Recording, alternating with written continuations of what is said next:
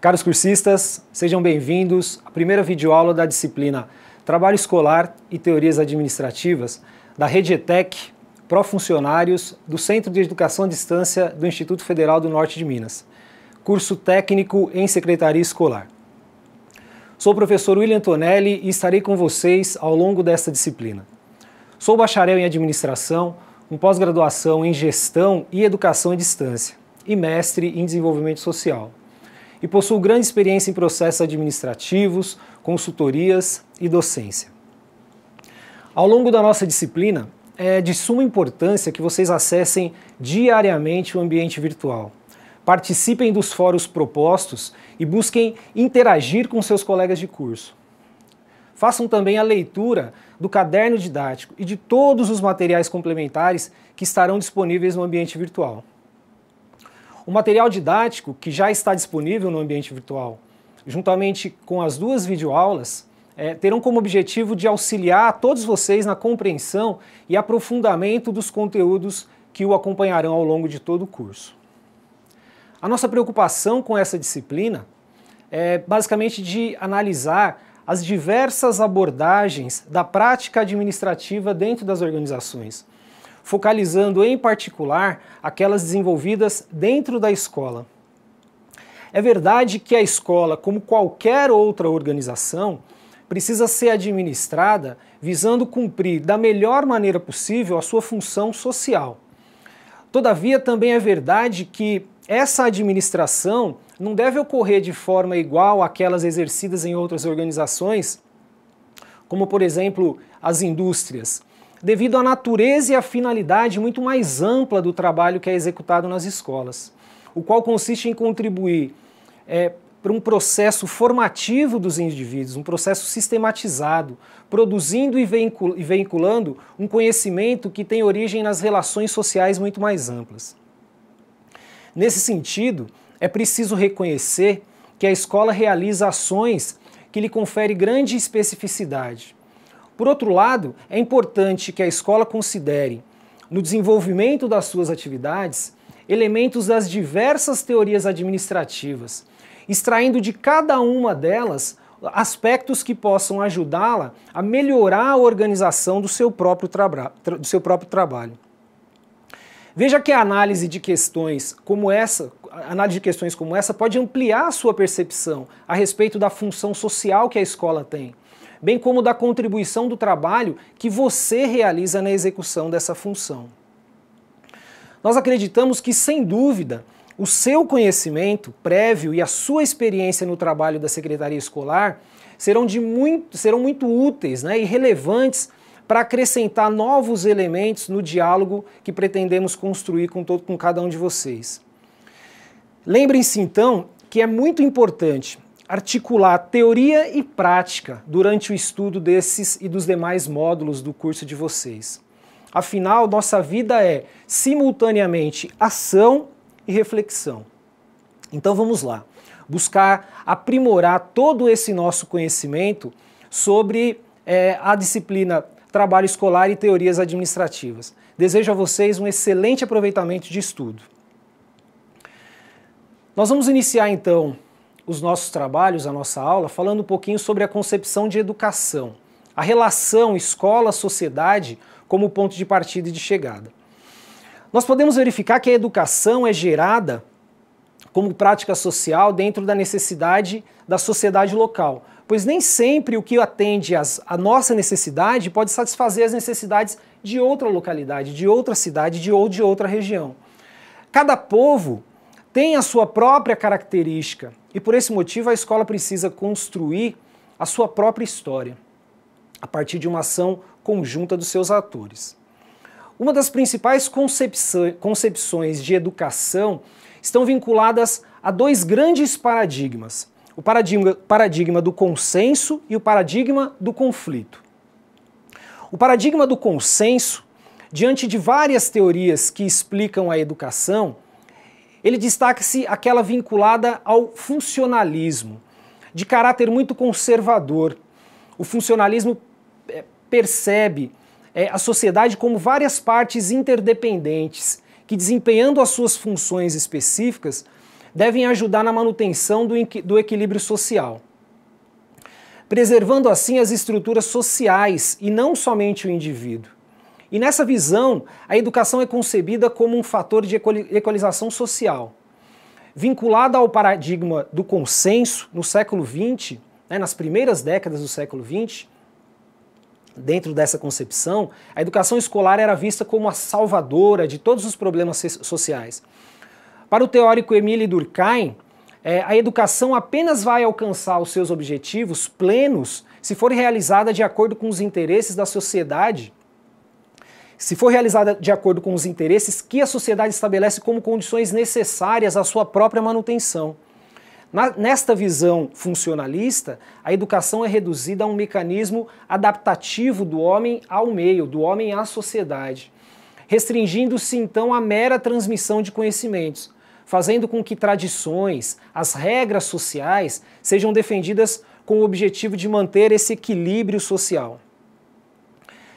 Na concepção de Karl Meinken, que defendendo as necessidades técnicas sociais para o planejamento de uma sociedade democrática, ele vê a educação como uma dessas principais técnicas, onde prepara o indivíduo para viver numa sociedade que seja o resultado de um planejamento democrático e racional. A tal da escola nova, uma nova concepção de educação, onde propunha uma pedagogia ativa. John Dewey parte do princípio que a educação não é a preparação para a vida, mas é a própria vida, onde o indivíduo se educa através do processo ativo de construção e reconstrução da sua experiência, o que caracteriza a educação como um processo fundamentalmente social, como eu já havia dito. No início da década de 1960, o pensamento conservador na educação, ele assume uma nova roupagem, por meio dos programas de educação compensatórios, partindo da necessidade de que da escola compensar essas deficiências resultantes de um ambiente pobre em que vivem as crianças das classes trabalhadoras. Definindo então o papel da educação como um veículo equalizador das desigualdades sociais, das deficiências, desde questões de saúde, nutrição, familiares, até outras de natureza emotiva, cognitiva e linguística. Já o paradigma do conflito entende que toda a sociedade possui contradições internas fortes o suficiente para levar à sua própria superação. E esses tais conflitos são vistos como necessários à organização social, pois eles representam as relações dos homens entre si, neste mundo social. Tendo como base principal o marxismo, adota o homem como centro do mundo, como centro do mundo e como processo de suas próprias ações. Nesse impasse, a realidade social influencia todas as concepções educacionais do paradigma do conflito, como a educação como fator de reprodução cultural, onde um grupo de teorias educacionais marxistas é denominado de crítico-reprodutivas, e em geral percebe a educação como um fator de reprodução cultural.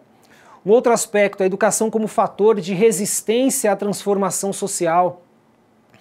As limitações das teorias crítico-reprodutivas levaram à necessidade da elaboração de outra abordagem mais recente do paradigma do conflito, onde trabalha com a ideia de resistência.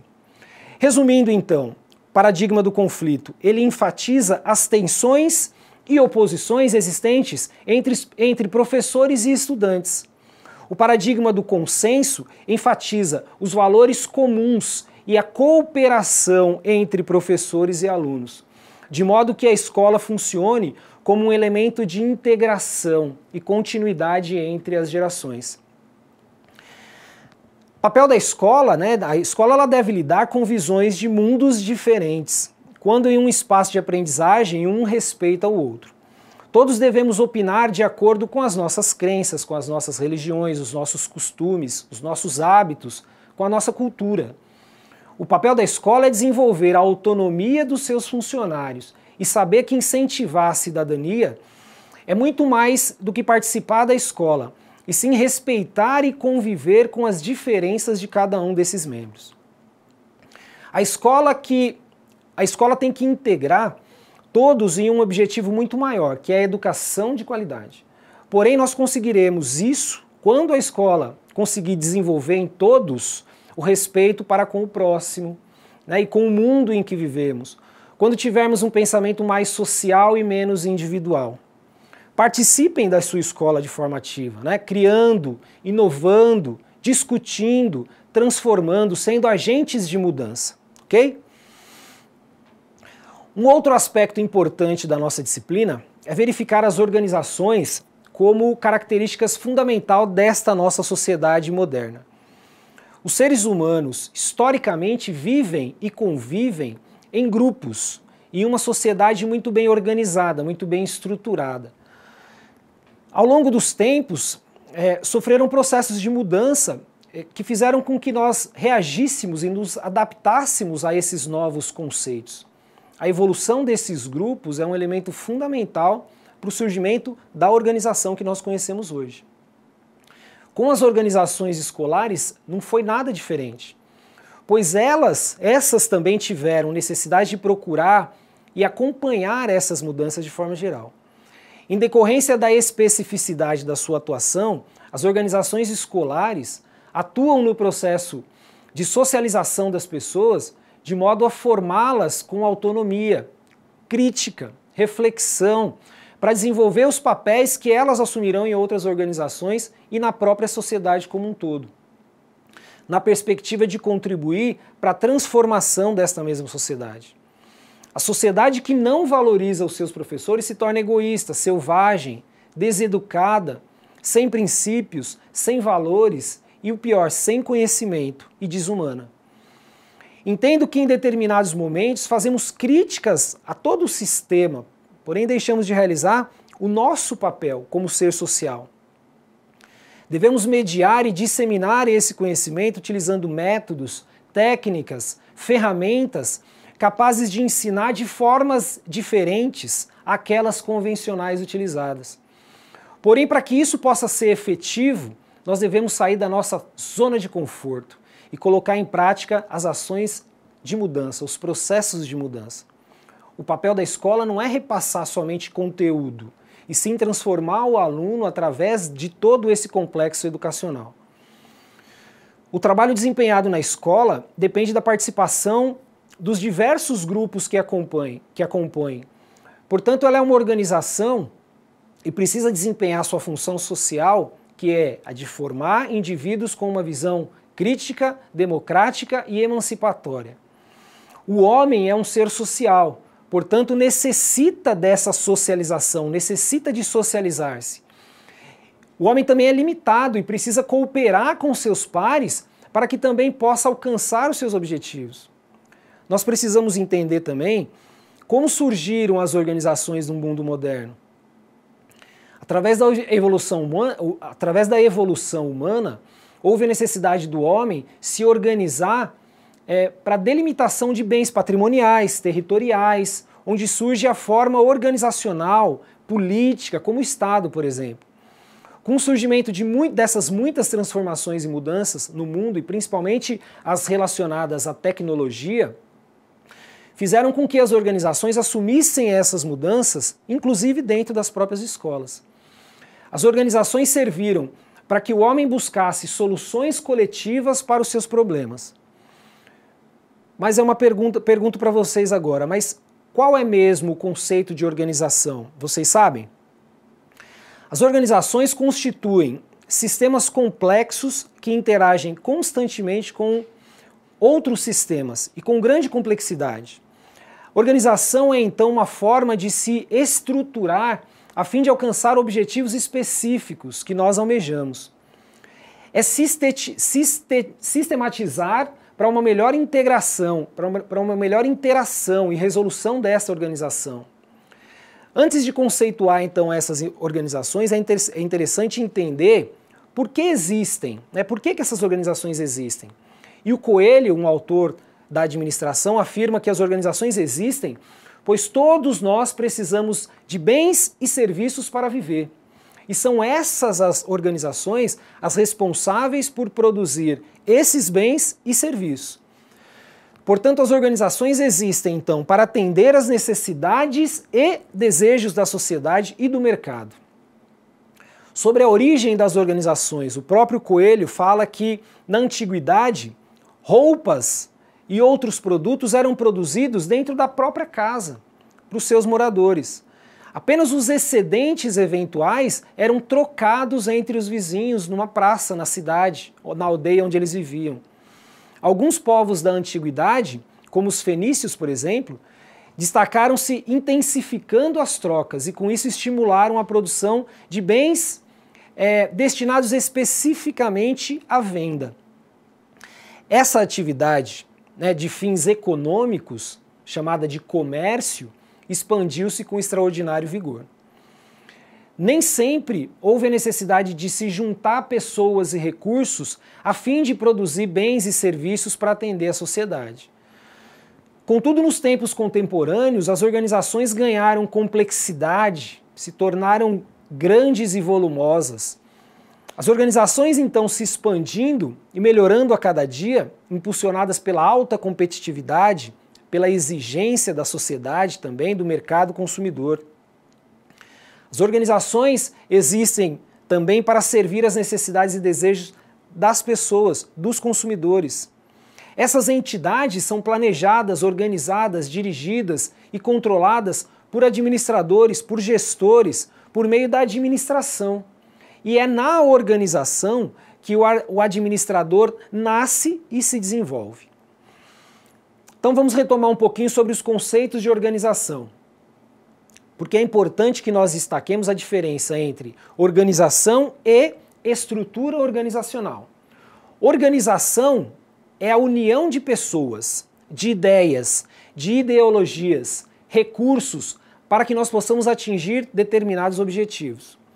Estrutura organizacional trata da forma como essa organização será racionalizada, seus métodos e estruturação para poder agir.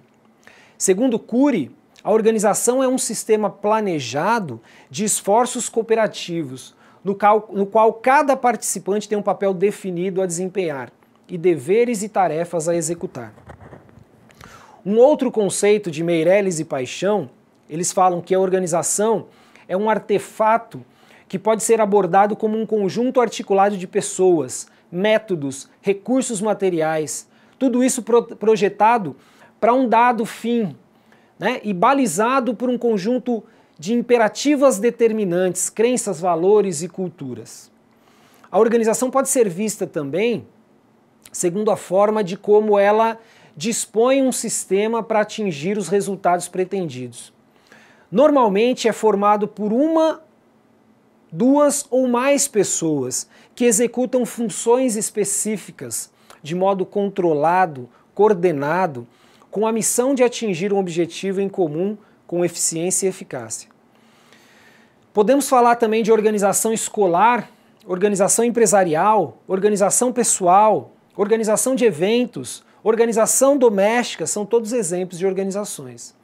Em todos esses tipos de organização, essas aplicações, o sentido de organização se baseia na forma com que as pessoas se interrelacionam, interagem entre si e na disposição e distribuição dos diversos elementos que estão envolvidos. Óbvio que com vista a uma mesma finalidade. Por exemplo, a organização do lar refere-se ao modo como este está sendo organizado, ou seja, como os diversos elementos que compõem são coordenados e dispostos dentro desse espaço. A organização empresarial.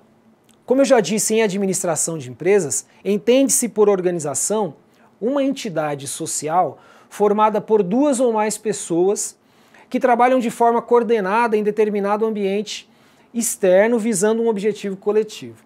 Envolve a divisão de tarefas, atribuição de responsabilidades. Dependendo do tipo da organização, uma pessoa que exerce um papel fundamental nas funções de liderança, planejamento, controle dos recursos humanos e de outros recursos materiais, financeiros, tecnológicos que estão disponíveis à empresa. A estrutura de uma organização pode ainda ser formal ou informal. Uma organização formal é planejada e estruturada seguindo um regulamento próprio interno. Já a organização informal são as relações geradas de forma espontânea entre as pessoas que estão dentro da organização formal, resultado do próprio funcionamento e da evolução dessa empresa. Existe um conjunto de elementos que são diretamente associados a uma organização, tais como os clientes, os fornecedores, concorrentes, a comunicação social e empresarial, entre outros. Alguns dos principais sinônimos de organização são ordem, arranjo, disciplina, ordenação, sistema, método, disposição, gestão, arrumação, enfim.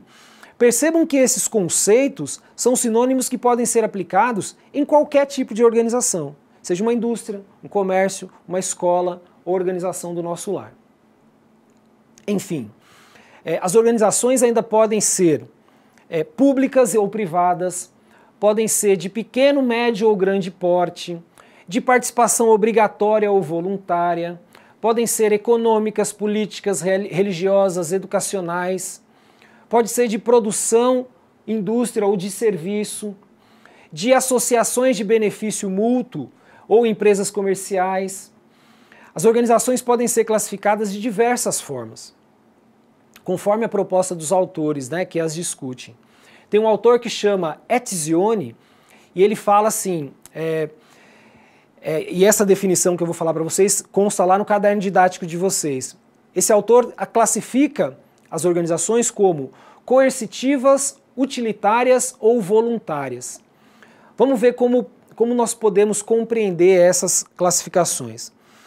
As instituições voluntárias são aquelas nas quais os membros podem livremente entrar ou sair delas, com finalidade específica. Os membros desse tipo de organização não são remunerados, embora caso eles cresçam consideravelmente, seja possível, dentro dessa organização, o aparecimento de um grupo que possa vir a ser remunerado. Dentre essas instituições podemos destacar igrejas, clubes recreativos, as ONGs, organizações não governamentais. Já as organizações coercitivas são aquelas em que a coerção constitui-se na principal forma de controle sobre os membros que participam dessa organização. Esse nível de coerção tende a resultar em considerável ação dos membros em relação à organização, o que é garantida em níveis variados pela força e pela rígida disciplina. Exemplos desses tipos de organizações coercitivas: as prisões, as entidades que abrigam menores infratores, os hospitais destinados a atender pacientes psiquiátricos, entre outros. Já as instituições utilitárias são aquelas que têm como principal objetivo a forma de controle sobre os seus membros e a recompensa, a qual podem ser de naturezas diversas. Neste grupo nós temos exemplos: as fábricas, as indústrias, os bancos, repartições governamentais, empresas médicas e até a escola onde nós trabalhamos. Também as características das organizações mudam, conforme o autor estudado, como eu já disse.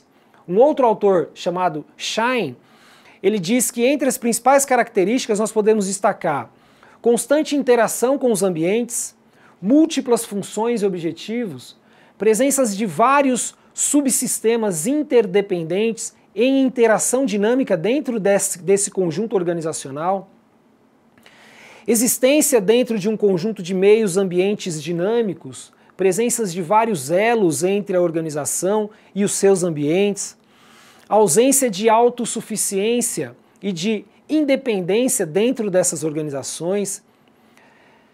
Enfim, são muitos os conceitos, não é mesmo? E se fôssemos explorar toda a bibliografia que temos disponível, nós veríamos que ainda existem muitos outros conceitos. Então, como curiosidade para vocês, pesquisem na internet outros conceitos disponíveis sobre organização, ok? E como todas as organizações têm as suas características e particularidades, com as escolas isso não pode ser diferente, ou não poderia ser diferente. Nós podemos ver que a escola é uma organização formal, de prestação de serviço.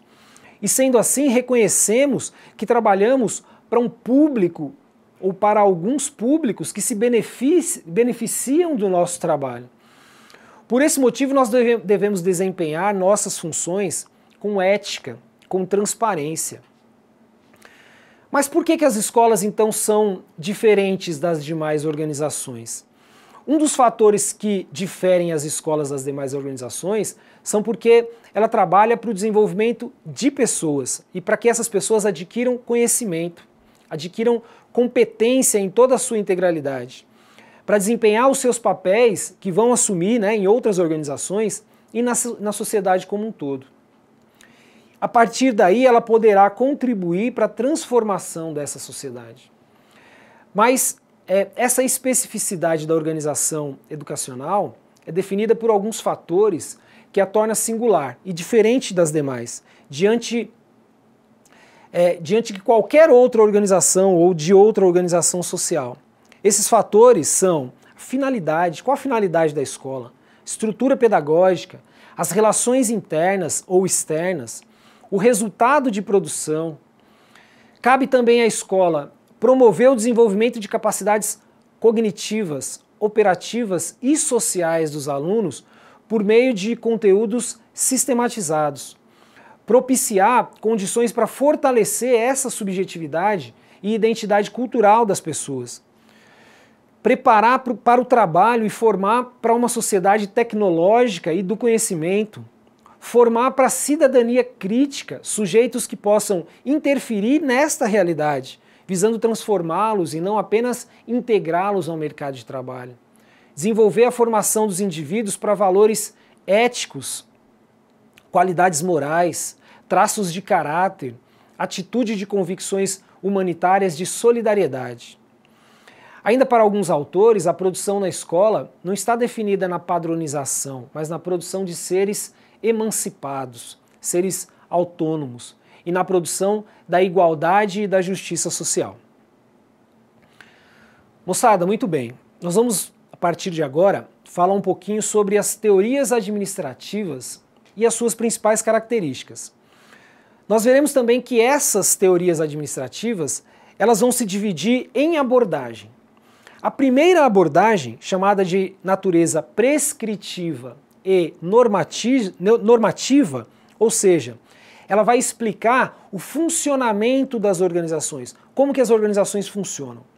Nesta abordagem vão se destacar a teoria da administração científica de Taylor, a teoria clássica das organizações de Fayol, né? Essas duas abordagens com ênfase nas tarefas, incentivos materiais aos trabalhadores.